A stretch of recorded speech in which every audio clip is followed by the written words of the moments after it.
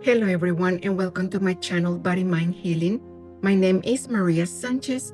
I am a holistic health consultant, a family nurse practitioner, a psychiatric mental health nurse practitioner, and a doctor of nursing practice. The case for today is self-love versus parenting. This case starts with a person saying, being a parent means loving your children more than you will ever love yourself. You end up with successful adult children with high self-esteem and an unwavering ability to parent their own children. At first glance, this sentiment seems sweet and even noble.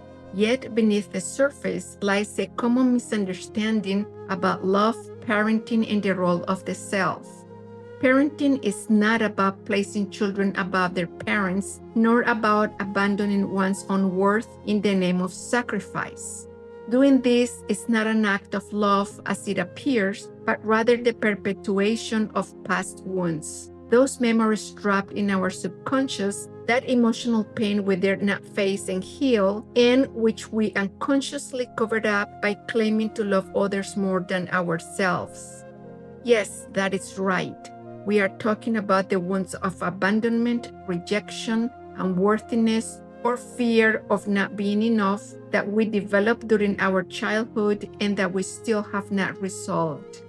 When we as parents believe that we must love our children more than ourselves, we denied our own humanity and often pay the price with emotional fatigue, rejection, resentment, or even physical illnesses.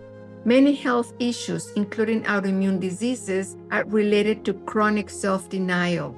And when these ailments appear, it is the way life reminds us again and again that genuine love cannot be born from emotional exhaustion, much less from sacrificing for our children.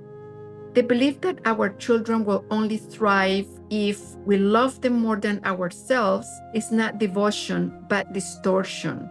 This parental attitude often disguises itself as altruism, but it can very easily become a form of subtle control, overprotection, or conditional love. It is one of those traps of self-sacrifice. At its core, it might have less to do with the children and more to do with our need to feel like good parents, our internal struggle with guilt, or our unconscious desire to fill the voids created by our own unmet childhood needs. And love from this space of emotional deprivation can easily become manipulative. That is, love flows freely when children meet expectations and quickly withdraws when they do not. On the other hand, loving our children more than we will ever love ourselves does not guarantee that they will become successful adults, as some of us might believe. Every person enters this life with lessons to learn and wounds to heal, and the path to growth is forged through challenges and contrasts. Life presents us with those trials not to punish us, but to help awaken what needs resolution within us so that we can transcend it and evolve. Yet, whether we decide to face and overcome those lessons or to remain where we are will always be an individual choice. We are loved by nature, so giving love is sufficient, is enough. There is no ranking when it comes to love. Love is love. True love requires no comparison, hierarchy, or parental sacrifice.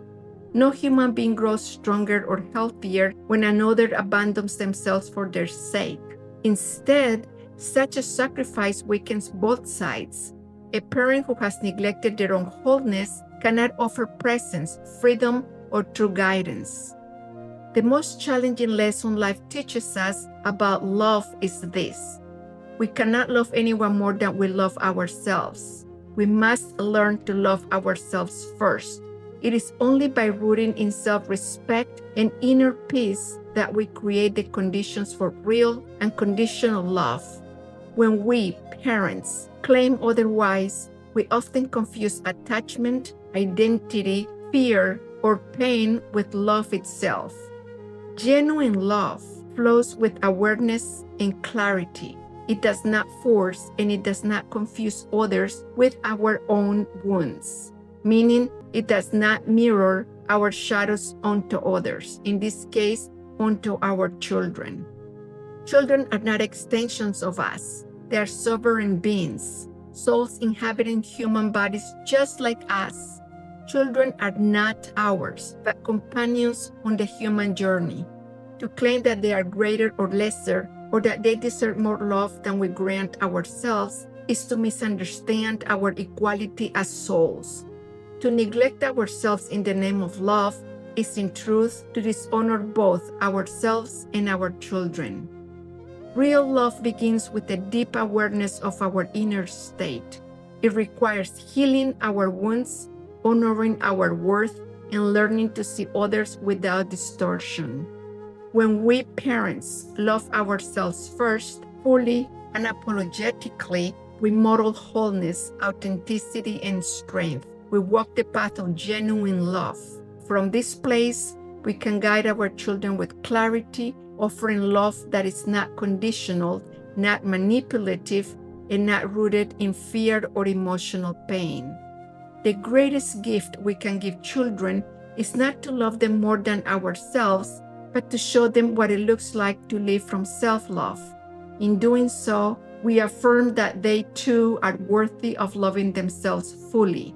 That example will empower and guide them more powerfully than any sacrifice ever could. May the light of truth and supreme consciousness illuminate us and love transform us. Until next time.